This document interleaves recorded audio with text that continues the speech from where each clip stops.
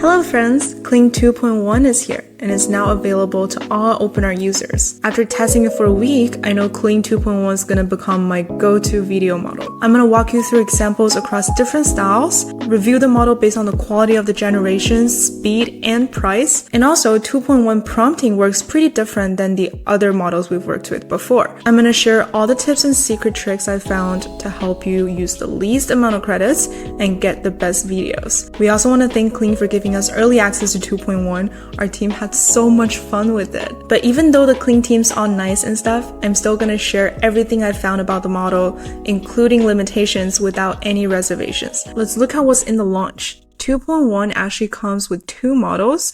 We have the 2.1 and the 2.1 Master. The 2.1 comes in the standard version or the Pro version, so it's essentially two models, but we have three quality modes, with Master being the best and the most expensive. On the OpenArt interface, you'll find the three options right here under Settings, and you'll see as you switch between them, the credit cost changes as the level goes up. The first thing we were trying to find out is if 2.1 indeed can replace 1.6 and 2.0 and is a good upgrade.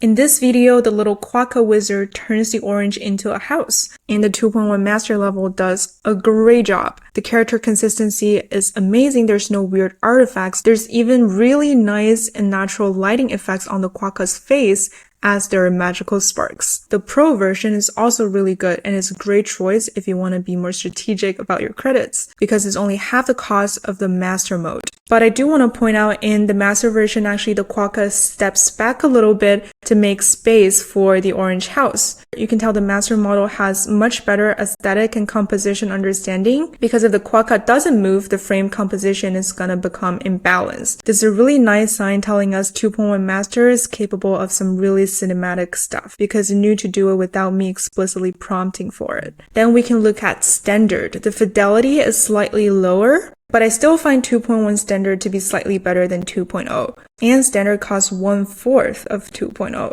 Sadly, with 1.6, we lose the magic. There's no house. So there's not a good reason to still be using the older models. Let's look at this photorealistic film clip of man talking. 1.6 actually gave pretty natural movements. It's just when people move their hands, we can still see some blurry artifacts. 2.0 is a good upgrade in clarity and details. By the way, the three men look a lot alike. I think it has to do with my original image, not Kling's fault. 2.1 Master gives us a lot more. Its prompt alignment is so good. We're asking for a chill manner and relaxed atmosphere, but kind of sophisticated demeanor like Wolf of Wall Street. It gave us everything we asked for perfectly while maintaining great fidelity and character consistency. It also handles this other very similar scenes so well. What I'm most impressed with is actually the hands, because doing this is actually really hard for AI to get right. But unless we zoom in super closely, I can't really see anything wrong with this video. This is also making me very concerned that it'll just get harder and harder to prove I'm human, not AI, but maybe soon it won't matter. Let's look at this battleship. This battleship sailing on the ocean video is just so nicely done, and it's only with a super simple prompt. You'll notice that for Kling 2.1, we'll always get static camera shots unless we prompt otherwise. We'll talk about this more in the tips section. This Moon Knight-ish clip is challenging. The initial frame is pretty confusing for AI. The model struggled to tell that it's actually the back of the person. But even so, 2.1 Master gave us something we can work with. Probably just need to cut off the beginning bit where he morphs into something. Pro is having a much harder time staying coherent, and Standard turns our character into someone else. I think it has something to do with my prompt where I described his masked face. There's definitely a way we can reword and iterate to get this clip right. This is a hyper-realistic clip where the painting blends into the real life. The splashing of the sand is a little unnatural. Again, we can improve this by writing the prompt better to control the sand movement and doing a bit of editing to cut out some parts of the clip. The Pro goes even crazier with the splashing sand, and the Standard turns it into a sand fountain. Somehow the lower mode we go to, the crazier things get. If we move on to 2.0, we actually get a flood of sand. Bird flying videos are great tests for video models because flying is such a hard movement to portray. The Kling 2.1 Master nailed it. I'm having trouble telling this from a real video footage. Because flying is so challenging, the Pro version is not quite enough. Our pigeon flies into a little feather and then a line and then vanishes. It's poetic and sad. In the standard version, the pigeon remains existing, but the movement is really strange. The pigeon's flapping its wings like angel wings. So yeah, definitely go with the master version for birds and flying. 2.0 can't maintain the consistency of the surroundings. The city backdrop leaks and distorts. And in 1.6, the pigeon looks like it needs help. To show you this is not a random occurrence, I did it with another image. The 1.6 wings are disturbingly unnatural. Another highlight of 2.1, 2.1 is really strong in human movements and facial expressions. In 2.1 Master, the girl rests her face on her hand really naturally. I don't see too much quality loss with the Pro or standard version. The way she moves and smiles looks realistic.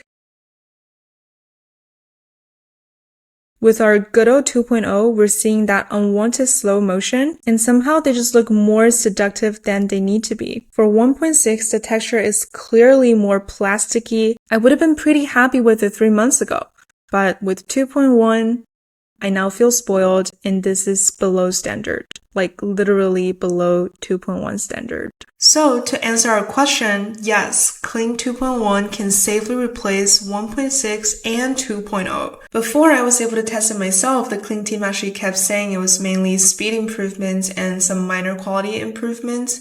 And I started realizing they really like to be overly humble. From my real experience working with other models, Kling 2.1 is actually a huge jump for users actually trying to produce usable video clips. I know there's a lot of information, so to make it easier, I made this chart. The generation time data are provided by Kling. We can take them as a good reference. They could be improving anytime. Depending on where you run the models, you could get slower generation speeds. On OpenArt, the generation speeds are usually faster than what's shown here. For example, Kling 2.1 Master usually takes around 3-4 minutes. You also don't need a high-end machine or a good GPU at all if you use it on OpenArt. All you need is some internet connection and you can get access to the most advanced AI video model now. If we look at 2.1 compared to 2.0, we get 1080 resolution instead of 720 with even better prompt understanding and alignment and higher quality generations. The generation speeds look the same here, but from my experience, 2.1 is actually slightly faster and their costs are the same. If you don't need 1080 outputs, I would brainlessly go for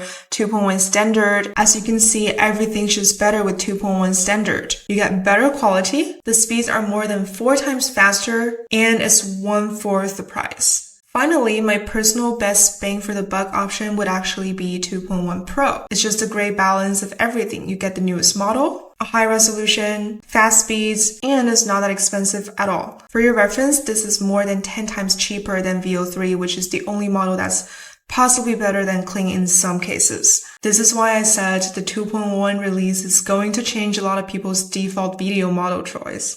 Of course, I'm using OpenArt's prices for these charts. OpenArt is the official launch partner for new Kling models. So if you try to access 2.1 elsewhere, the prices might not be as competitive. Make sure you check carefully. Now, you probably can't wait to try out 2.1. Here's how to find the features on OpenArt. From the homepage, you can click Create Video here, or you can find the Videos tab from the side panel.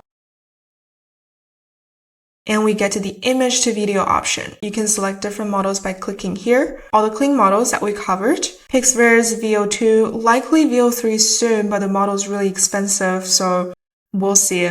High-low, 1, V2. So you can actually really easily jump around the video models and quickly experiment to find something you like. But from this video, you'll probably want to stick with this for quite a while. Now let's upload an image. We'll just put in the prompt here, select the duration, 5 seconds or 10 seconds, and select the quality mode. For more about using these features, you can check out our previous video. One thing to note is that if you like to use the start and end frame feature, 2.1 currently doesn't support it. 2.0 also doesn't support it. So if you want that feature, we'll have to go to 1.6 and you'll see this end frame shows up. And now we can throw in another image for the video generation. It's the same for elements. This only works with Kling 1.6. We might have these features for 2.1 anytime soon. I personally really want them, so let's keep an eye out together. If you don't have a starting image, you could go to text to video by clicking text, and you'll also get to choose the model from the drop-down. Quick summary about 2.1. My favorite things are character consistency. It is much better. If we combine this with OpenArt's consistent characters, we can actually make great videos with consistent characters, and it really helps with visual storytelling. And Kling 2.1 is really good at dealing with realistic human movements and facial expressions, especially when you prompt for emotions. Things look really natural, genuinely blew my mind. And the model is actually very versatile with different styles. With a lot of image to video models, you'll notice as the video goes on, the style will drift more and more away from your initial image. But Kling 2.1 can respect your original style surprisingly well. The not safe for work detection is much more accurate. Some of my prompts actually couldn't pass VO2 and VO3, but I didn't run into any false triggers with Kling 2.1. The last highlight, we've said it many times throughout the video, 2.1 has really tight prompt alignment. It's actually the most I've seen with video models. This is awesome for giving us more control, but because of this, it helps to write better prompts for 2.1. The most important tip you gotta remember is 2.1 needs clear camera movement guidance. Trust me, I've wasted enough credits. You can't really get away with it, and you don't want to end up with a bunch of boring static shots. Now, you don't have to use really professional terminology for this. I know very little about professional filmmaking terms, and I was able to get pretty good results by using simple words. If you want to get more serious about AI video gen, I recommend spending 5 minutes looking up a quick video explaining different camera movement types. It really helped me. If you just want a quick start, I have my very novice cheat sheet here for you. You can find the link to this in the video description. First of all, we have static shot. For Kling 2.1, if you don't use any of the other descriptions, it defaults to static. It's very self-explanatory. Like this example of the magic quokka, the camera doesn't track the quokka or the house. It doesn't zoom in or out. It actually just stays there. So if you want more dynamic films, we have to prompt for it. Now, all we have to do is to pick and probably combine some of these movement types. Again, I don't know much about filmmaking. This might sound very beginnery to you. Feel free to skip it if you're an expert. Let's start with pan. We can have the camera pan left and right. I usually add a speed description. Slow, fast is honestly enough. If you want to get fancier, you can try rapid, whip pan. And these speed descriptions are always helpful for all the other movements as well. So pan and tilt are when the camera doesn't move and we only change where it's pointing. I find tilt combined with zoom in and out to create really nice cinematic shots. Then we have zoom in and out and push in and out. The zoom is when we don't move the camera position but only change the focal length. But when we push in and out, we're physically moving the camera closer to or farther away from the subject.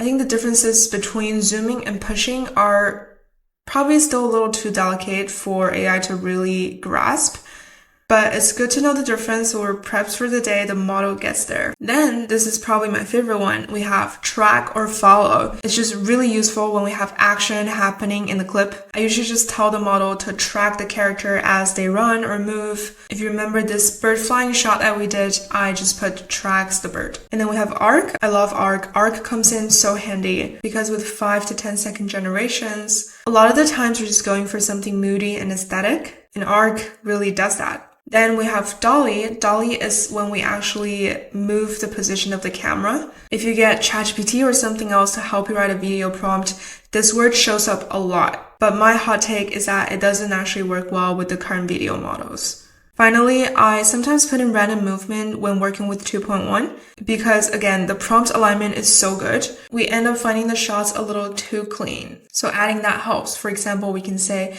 the camera zooms in with random movement. Here's a checklist for your prompt. It's always good to put in as much specific actions as you can, whether it's of characters or if it's motions of objects. It's also good to define the environment, atmosphere, mood, and especially the lighting. I would stress lighting descriptions because they're so simple to add, but they really take your videos to the next level. Then this is optional, but if you have something happening within the clip, make sure to give temporal descriptions. Because these clips are only 5 or 10 seconds, it's enough to just say first, then, after that, finally. The last tip is to iterate your prompt. Be ready to experiment and refine the prompt a few times. You can review the generated videos and adjust the prompt accordingly. At first, it'll take some credits to fail, but as you get to know the model better, the success rate will massively improve. I started off quite confused and now I can get usable clips within 2 or 3 tries. So if you're just willing to spend an hour or 2 playing with it, you'll get the hang of it really quickly and get great creations. As always, thank you for watching. I'm Helena. Check out OpenArt. I'll see you next time.